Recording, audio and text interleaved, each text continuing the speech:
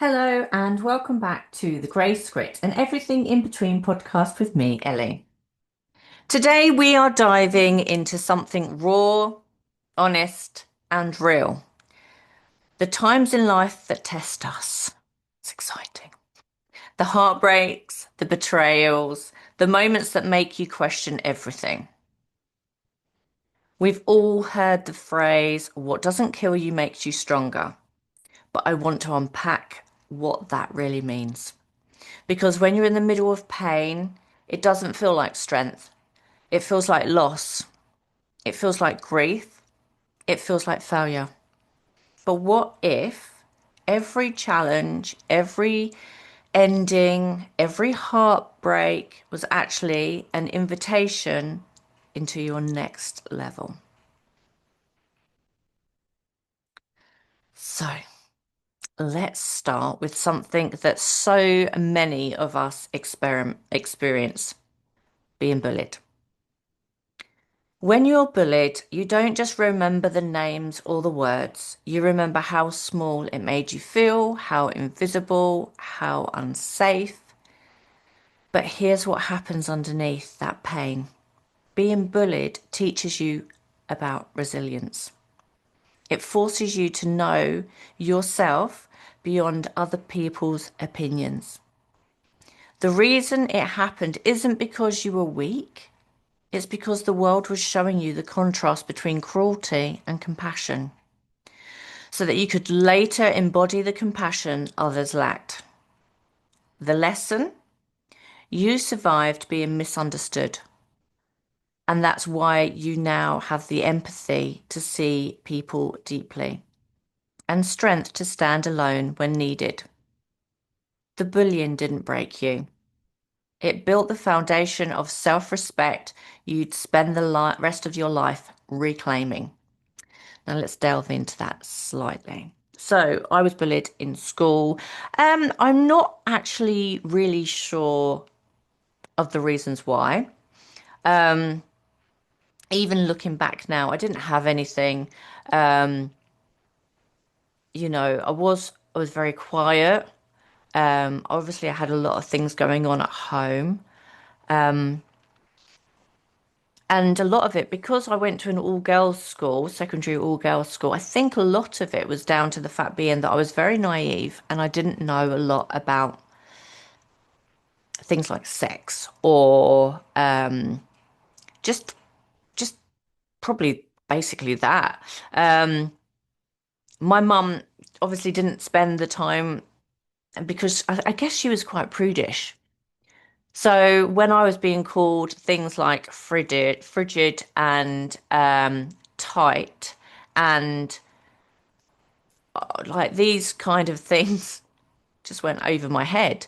Um, I recall being told to go and read a dictionary if I didn't know what the words meant. And it wasn't the fact being that it just upset me because I didn't want to believe that people were so cruel. I had so much going on at home that I wasn't sharing with anyone. There was a few girls that I got close to that read my journals and kind of knew what was going on, but it didn't stop them. If anything, that gave them more ammunition against me. Um, but when I look back, yes, it was hard, but it did exactly what I wrote the note saying. It taught me that there was going to always be two types of people in the world, in my life. There will always be people against me and people with me. And it kind of made me strong, gave me independence because I never had anyone to kind of had my back or anything like that. So I don't actually see bullying as a massive negative for me now. Obviously, I know that the impact of bullying nowadays is a lot more extreme. But do you know what? So many schools will tell you that it doesn't exist anymore because they're not willing to address it. Um, and I know that with my own children that were bullied in school. every time I went and tried to address it, I was told it doesn't happen here. And that whole, you're not validating a child's what they're saying, that kind of thing does impact children nowadays a lot because school's supposed to be a safe place. When we put our children into school, it's because we're allowing other people to look after our children, our precious cargo, for a long period of the time. And I think that that's been lost along the way in many schools. I think it's more about doing well and not doing well and punishing and things like that. So in terms of bullying, when I was bullied, it was a lot different to now. Like the teachers were a lot more supportive. They were just approachable. I think nowadays that schooling's under so much pressure that I think they do come out with the whole bullying's not an issue here because it's just another thing that they don't want to deal with. Um, and I could get on my soapbox about schooling, but that's for another time. So next, let's talk about relationships. Failed relationships can leave scars, and sometimes they leave you questioning your worth. But here's the truth. Relationships fail not to show you what's wrong with you, but to show you what's no longer aligned with you. They teach you your boundaries, your self-worth, and what love isn't, so you can recognize what it truly is. When someone betrays you, when they leave, when it ends, it's the universe clearing space for your next chapter. The reason it happened for you because you were meant to meet yourself outside of that relationship. Because sometimes love is not meant to stay, it's meant to awaken. You learn to stand, to heal, and to love yourself enough not to chase what hurt you. Now, I would say, obviously, I wrote these notes down, and this is like a positive turn on things. I truly believe that relationships, like people, come. I've said this in the previous podcast: a season, a reason, and a lifetime, and that goes for relationships of any sort, like loving relationships, friendships, marriage. Some things are not meant to last forever. But at that time where you meet that person, it's exactly what you need. And there should not be any shame in relationships ending. And I know it's hard because I think what makes it really hard, and this is from my own point of view, being in quite volatile relationships where I've kind of mirrored what happened to me as a child throughout my life. And don't get me wrong, I have had some pleasant relationships, but they've not lasted very long because for me, that wasn't what like normal was. That was weird. Obviously, I've changed now. But I think most relationships come with a lesson. And I know that you will repeat that lesson until you learn it, regardless of how many times it is thrown at you or how long it takes you to learn. And for me, approaching 50, it took me a very long time. So honestly, when relationships end, I think it's more so because you're in a routine, like out of habit.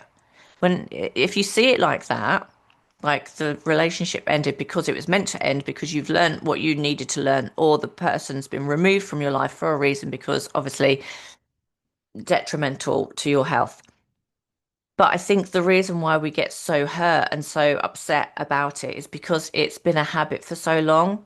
You've had that person in your life for so long and you've been there and every single day that you've spoken and then that's taken away. I think that is what we miss more than the actual person sometimes. I think if you think of it in that point of view, that if everyone comes into our lives for a reason, a season, or a lifetime, and you're in a relationship and you feel like it's okay, you probably, say that it was okay. Like the relationships that I've been in, I've just gone along with, planning that one day that it's going to end, but not actually having the willpower to end it myself. And then something happens and the universe takes that person away from me. And yes, I'm hurt and upset, but I think the only thing that for someone with ADHD, having that routine and that kind of habit taken away without your control, like you not choosing, I think that is what hurts us the most. And I'd be interested to like to hear if you share the same thoughts as me after you've thought about it. Okay, next one in regards to a relationship being cheated on is one of the deepest betrayals, not just one of trust, but of identity. It shakes your sense of security, your confidence, and your faith in love. But here's the powerful truth. When someone cheats, it says everything about their character and nothing about your worth. The reason it happened? To teach you the difference between validation and value.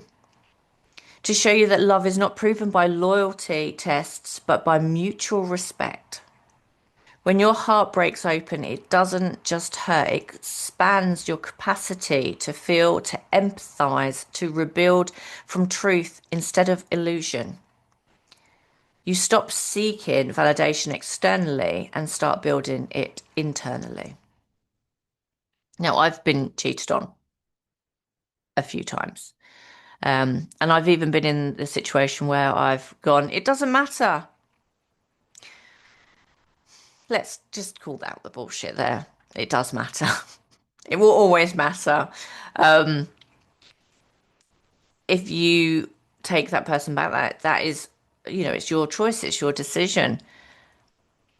But once trust is gone, and that goes for trust with anyone, it's really hard to get it back. Actions kind of speak louder than words ever will. Um, and you're worth better than that. Come on. Okay, friendships. Let's move to friendships because those endings can hurt just as much. Sometimes the people you thought will always be in your life suddenly aren't. Maybe you outgrew each other. Maybe they stopped showing up and you're left wondering what you did wrong. But here's the truth. Not every friendship is meant to last a lifetime. Some are chapters, not whole books. Here's a quote I love. It's that people come into your life for a reason, a season, or a lifetime. Those who come for a reason, they teach you something. Those that stay for a season, they help you grow or heal something. And the ones who stay for a lifetime, they become part of your soul family. The reason friendships end is because growth changes frequency. You're not who you used to be, and that's not loss, it's alignment. I've had a lot of friends over the last years, and I mean like adult friends, work colleagues, and things like this, like work friends, because I used to work a lot. I didn't really have a social life because obviously being a young mum. Um, and there was friends who took my um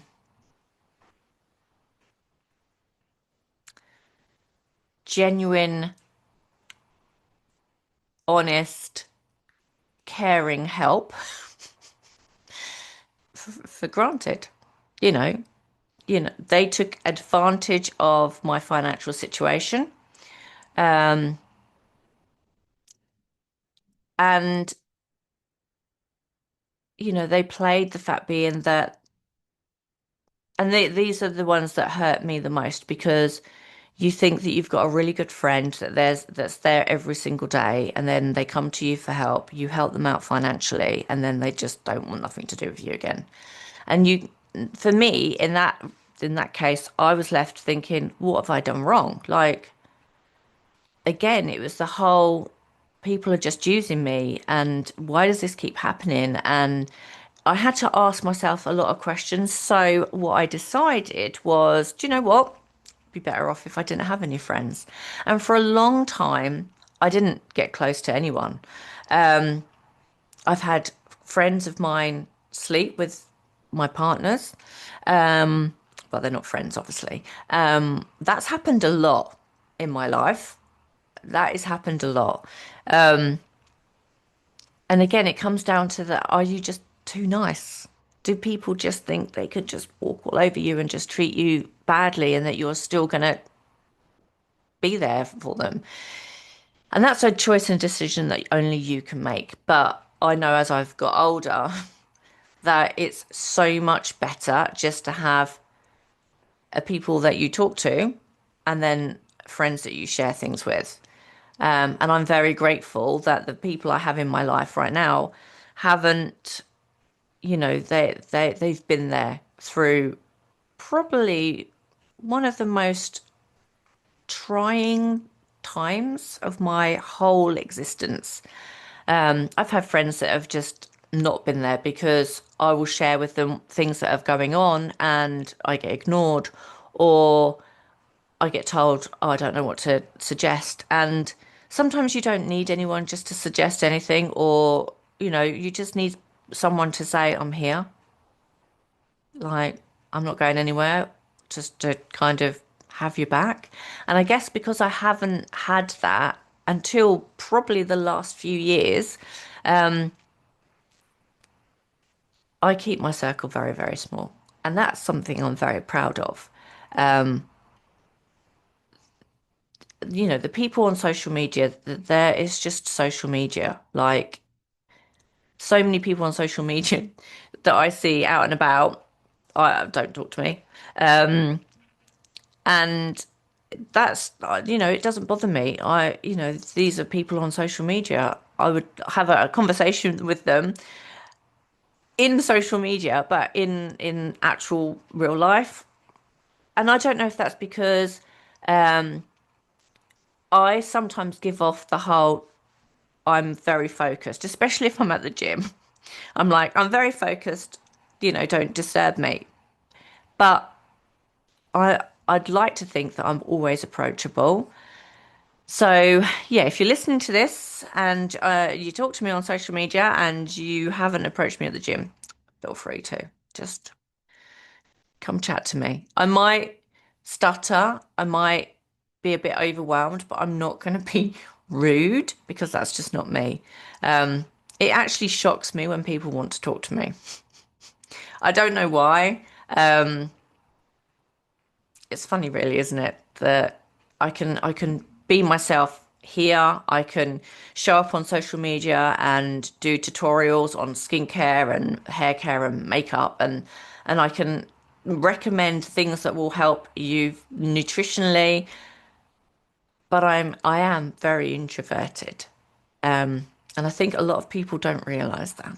But I am still a human being that would quite happily have a conversation if you can see past all the stuttering. And I don't know why I do it. I just get very anxious and overwhelmed that people actually want to talk to me.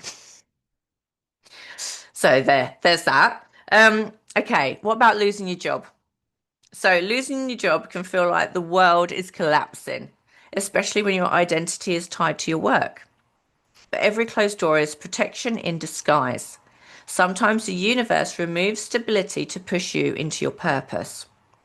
The reason it happened? Because you were meant to evolve and you wouldn't have taken the leap on your own. Losing a job can teach you that your worth isn't attached to productivity or titles. It's attached to your potential.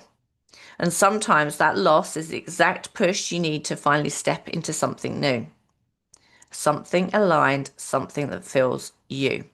Now, I can relate to that because when I was in the last job that I was in before I was medically retired, my mental health was really bad because of obviously the situation coming here. I'd had numerous things happen to my spine. And I was very frustrated in the workplace because I was doing a lot of the work, but I felt like I wasn't kind of earning what I should have been earning. And there was quite a few discussions with the management, and there was one shift that I was working, and it we had a table coming late, and they complained about the food. The kitchen wasn't working with me, and I was supervisor at the time.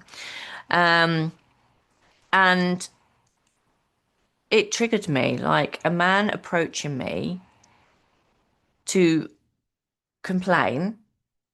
His whole energy, everything about him triggered me. And that was the last day I worked there. Literally, it made me so ill. They put in a massive complaint against me, saying that I was this, that, and the other. But looking back, that was the push I needed because I had already started the social media selling, and I wasn't really doing it. I was kind of half-assed doing it. So when I was signed off work because of my mental health, and I also had a fall, which completely shattered the rest of my spine. I saw it as the universe because I'd said to the universe so many times, I want to work from home. I'd love to do something working from home. I just want to help others and work from home. And there you go. Now I'm medically retired and I have no reason but to do what my purpose is, which is helping others. So, yeah, I know it's hard when things like this happen. In this economy at the moment, and I don't think it's ever going to really recover.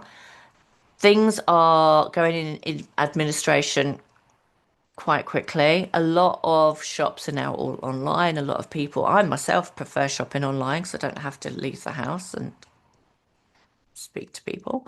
Um, which is why having like a side hustle or doing it is just, it just makes so much sense. Because if I hadn't had that side hustle in my life, I'd probably still be doing everything that I was doing, really unhappy, like literally crying after every shift. So I know it's hard when you're in these situations to flip the coin, but there is always two sides. And if you really struggle with finding out what the sides are, write them down on a piece of paper. All the cons, all the pros. For every con, find a pro. Every negative, find a positive. And that helps with anything, not just kind of situations like this. So this takes me on to the next one. Health challenges. The ones that stop you in your tracks. When your body forces you to slow down, it's easy to feel betrayed by it. But often these moments are sacred pauses. They teach you to listen, to reset, to heal, to reprioritize. The reason it happened, because your body was trying to get your attention long before the diagnosis. Health issues remind you that strength isn't just about pushing through, it's about learning to honor your limits. You start realizing your worth doesn't come from how much you do, it comes from how deeply you live.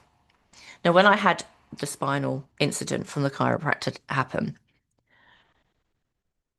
it made me lose the job. I had to resign from the job that I had loved. I've been there 3 years. I did all the courses to become a qualified accountant and bookkeeper, did payroll, credit control, like office management, literally helped rebuild the accountancy from the bottom up, put the foundations in place, turned their losses into profits, like literally overnight. And I was very, not angry, but I was very much, I can't understand why this has happened. Everything's going for me. I'm financially well off. Um, I just didn't. But again, I think it takes a little while. It didn't help. Obviously, I had the situation going on at home like I did. Didn't help that I was on a lot of medication. Um, and for 4 years, I thought the world was against me. Didn't, what's the point? If everything's going to just get taken away from me, what's the point? Um, but as I say, what it has brought me out the other side, and I'm so grateful it has come out the other side, is that the fact being is that I've been through so much in my life that I can help so many people with so many things that if I'd still been in that accountancy doing what I was doing, would I be doing what I'm doing now? Probably not. So, like I said, when everything falls apart, you have to think back and, it's strength through the awakening of what's and why things actually happened. So, what happens when it all collapses? When everything that could go wrong does? Here's the truth. When things are falling apart, they're often falling into place. Everything going wrong might actually mean things are finally being realigned because sometimes the breakdown is the breakthrough. When you feel stuck, lost, or hopeless, it's usually not because you failed, it's because life is trying to pull you out of something small into something bigger. But it can feel easier to stay stuck because staying stuck feels safe. It keeps you from having to start over. But remember this, staying where you are is still a choice. And that choice says, I'm not ready to change. The moment you become open to learning, open to releasing, open to healing, open to everything starts to shift. So, when life hurts, it's easy to fall into victim mode. Why me? Why is this happening? But when you start to look deeper, the question shifts to, what is this teaching me? That's where your power returns. Because once you see that life happens for you, not to you, you begin to move from victim to survivor to creator. You start to realize that every pain carried a lesson, every loss carried direction, and every ending carried the seed of a new beginning. So I want to end with that beautiful passage. People come into your life for a reason, a season, or a lifetime.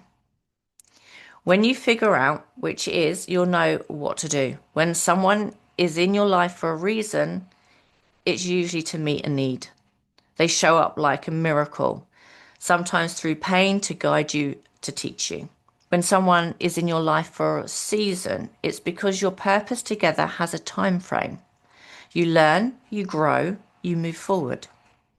And when someone is here for a lifetime, they stay through every evolution, loving you through every version of yourself, every experience, every heartbreak, every person. They're all to serve a purpose in shaping who you are becoming.